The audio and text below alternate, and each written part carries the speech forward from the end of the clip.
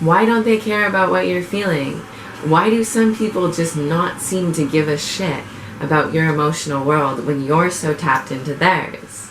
Welcome to my channel. I'm Sugar Kitty Mystic, and I make videos on spiritual, mystical, and energetic topics for your highest joy and awareness and expansion.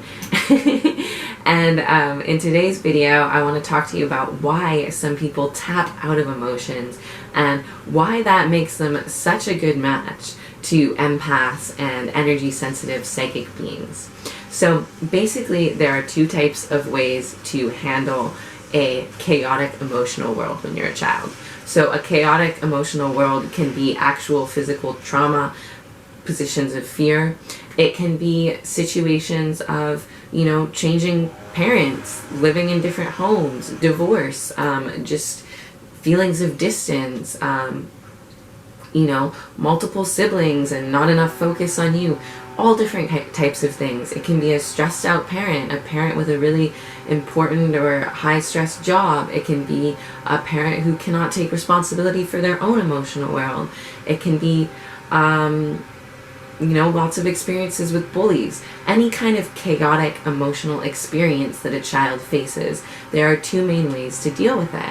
So you can tap into energy, you can tap into the emotional world of the people around you, you can learn how to sense and mold yourself to the people around you, or you can tap out and you can block yourself off completely to the emotional world of other people. You can pull back, not care, and actually turn those sensors off. And a lot of the time when we look at people who do this, we call them narcissists, we label them as bad, we label them as, self-centered, etc., etc. However, what's really going on here is that person has had so much chaos or trauma in their early relationships or confusing relationships as a child that their strategy is to block everything out. So not only do they block out, what you're feeling, they also block out, your feelings of love. They also block out all these good feelings too. It's a lonely place for them as well. Even though we tend to see it as this kind of like, they're harmful and destructive and out to get other people. It's not that. They're just trying to stay safe. And when you look at someone who taps all the way into energy, maybe an empath, a light worker, an energy sensitive being, a psychic, someone who plays the martyr role and starts to care about everyone around them. They're doing the same thing on the opposite end of the spectrum. They're tapping all the way in to deal with a chaotic emotional world. The ideal circumstance, is to be able to tap in and out at will. The ideal circumstance is to be able to turn off when you need to and turn on when you need to. When you want to deeply connect with a person before you, when you have emotional safety, when you have a strong sense of boundary with this person, when you trust them and you want to be present with their emotional world and experience, you tap in.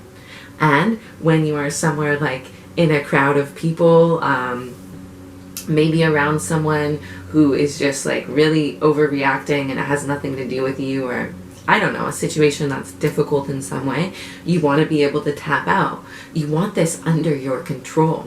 So when you look at someone who is fully tapped out of your emotions, who cannot understand or connect with what you are feeling at all, understand that this is not coming from a malicious place. This is not coming from a harmful place. It's just their strategy. And it's mostly unconscious. It's mostly subconscious. And most people aren't even aware that they're fully doing this. So if you're dealing with someone like that, you can pull back, you can unplug, and you can find someone who values your feelings. Someone who is maybe more in the middle with a secure level of attachment. Do that, definitely. Just when we get into this idea of villain, hero, villain, victim, and painting this picture of bad guy, good guy, we ignore these dynamics that are actually at the root cause of the attraction. So the reason why the person who is fully tapped out is a magnet to the person who is fully tapped in is because they need each other. This person needs to learn how to tap in, and this person needs to learn how to tap out. And as long as they're stuck on either side of the spectrum, they're going to meet people that'll push them to learn. And this is what relationships are. They're expansive growth experiences. They're paradigms for us to learn about ourselves and develop. And sometimes they have a lot of negative, harmful shit, toxic shit.